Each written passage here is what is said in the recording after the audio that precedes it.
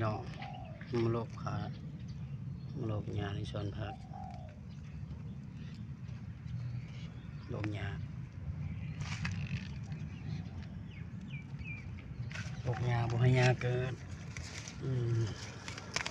นี่หญ้าหลายอยู่ไป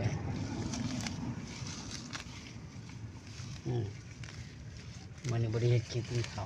หลบหญ้าไปก่อนเปิดนี่ให้ก่อน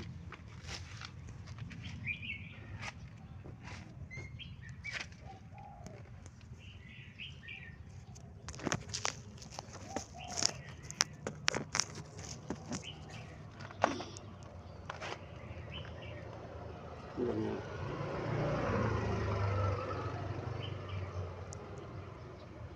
นี่คือหลบหญ้าพี่น้อง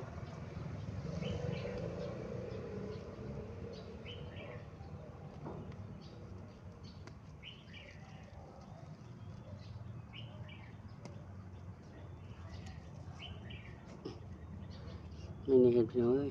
หลบหญ้าตอนเช้ามาหลบหญ้าทำความสะอาดพอได้กินนี่แหละ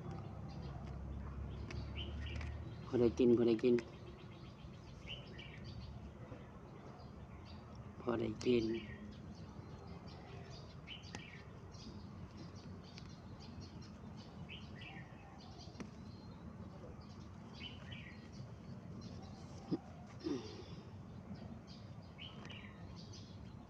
ก็มาเคย